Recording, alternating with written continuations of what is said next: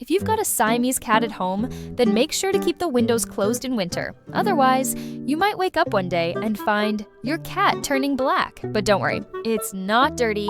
This actually happens because Siamese cats have a special gene called the tyrosinase gene, which controls how their body produces melanin, the pigment that gives color to their fur. Here's the fun part. This enzyme only works when it's cool. When the temperature goes above 98 degrees Fahrenheit, the enzyme shuts down, but when it gets colder, it kicks back into action, causing the fur to darken or even turn completely black. That's also why, if you shave a small patch of your Siamese cat's fur, that area will grow back darker, because the exposed skin is cooler than the rest of the body. So why are newborn Siamese kittens all white? It's because inside their mother's womb, the temperature is warm and stable, so the enzyme never activates, and the kittens are born pure white. Aside from their fascinating color-changing coats, Siamese cats are also one of the oldest cat breeds in the world. They're social, affectionate, and super attached to their humans. They love following their owners around, almost like little dogs. Newborn beavers will walk straight into the water on their own, and you don't have to worry about them drowning at all. Beavers are built for a semi-aquatic life from day one,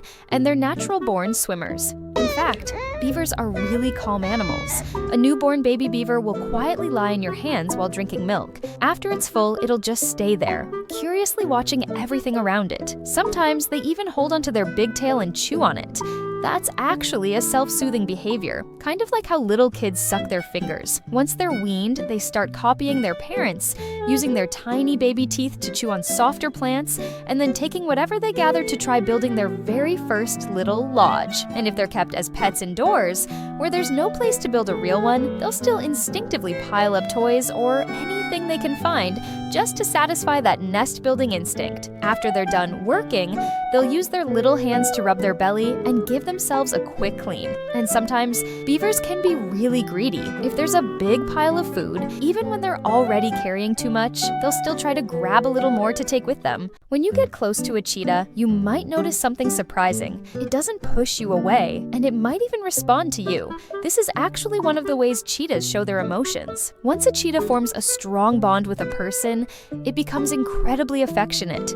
It'll lean against you and actively seek out your touch, and if you gently tap its nose with your fingertip, it'll instantly start purring with happiness and look up at you with the cutest, most well-behaved expression, just waiting for you to pet it again. If you get it really excited, it might even roll around on the ground just to show how happy it is. Even though the word cheetah sounds like the name of a fierce predator, their vocalizations are surprisingly adorable.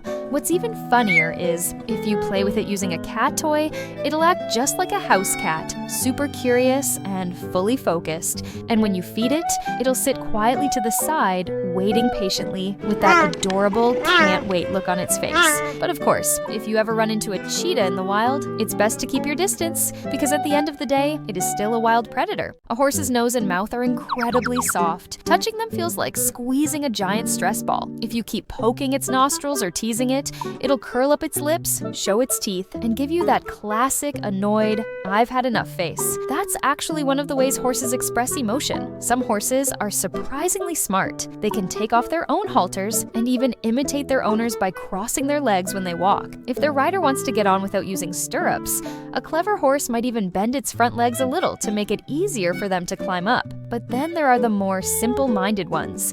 Even if you just pretend to put a bridle on, they'll still quietly follow you. Sometimes, even a tiny puppy that's not a month old yet can lead them around. That doesn't mean they're dumb, though. It's actually the result of years of domestication. Horses have developed a kind of conditioned reflex. When they're eating, horses are totally focused. Even if a cat starts playing with their tail, they won't get mad. But if they see their owner feeding another horse instead, they can get jealous, snorting and calling out in protest. Those fluffy little legs are wearing a pair of fancy high heels. But guess what? That's actually a little deer. It's a type of deer found only in the northern parts of Asia. While they've got these pretty delicate hooves, their brains aren't exactly top tier. People often call them silly deer. When most animals sense danger, they take off running. But not these guys. They tend to just freeze up, sometimes standing still for a few seconds, like they're trying to figure out what to do next. Experienced hunters know that if they spot one of these deer, all they have to do is yell. Instead of running, the deer might actually turn around, curious to see what's going on, because it might think you're calling it. Their escape plan is pretty funny too. When they get spooked, they start jumping around randomly, totally losing their sense of direction. Sometimes they even end up running straight toward the danger. While other animals sprint away in a straight line, these deer seem to have turned on random jump mode. It's almost like they don't realize they're in any danger at all.